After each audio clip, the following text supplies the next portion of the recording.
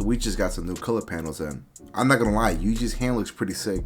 So it turns out that those things are not bleeds. I thought he had bleeds on his elbows, but I mean, his hand still looks pretty cool, especially now with the official colors. So chapter 240 starts with the sorcerers having a meeting, and I'm pretty sure this took place before the Gojo and Sukuna fight. So they're having a meeting to discuss what they're gonna do with Kenjaku, because worst case scenario, and it does happen, if Gojo dies, then they have to fight Sukuna. And if they fight Sukuna, and somehow win, then a lot of them are going to be tired, and at that point, I mean, it's just free pickings for Kenjaku. Now, the plan was to send Maki after him, but Angel actually recommended Takuba, specifically for his technique.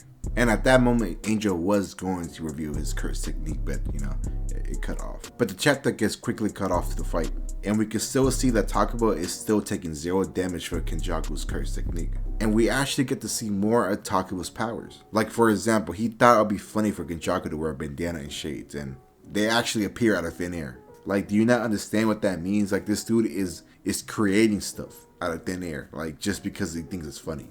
Like, it's low-key overpowered if you think about it. And we get a few funny panels here and there, and eventually we get a yapping session from Kenjaku, you know, typical from him. He states that for each curse technique, there's a loophole for it. And for Takuba, his curse technique works only if he finds something funny. If something's unfunny, then, you know, it doesn't really work. And we can see Kenjaku taking advantage of this, simply just by trying to find a logical sense to Takuba's jokes.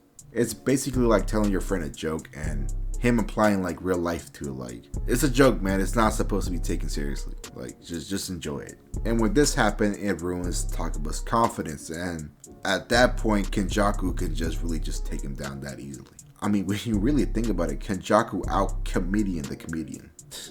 I mean, he has this man thinking if he's funny or not. I don't know, man. I feel like I expected more from this chapter, man. I mean, I hope he doesn't die. I mean, Takuba is a sweet soul, man. He's a nice character. If he dies, I mean, I don't know, man. It's getting crazy out here.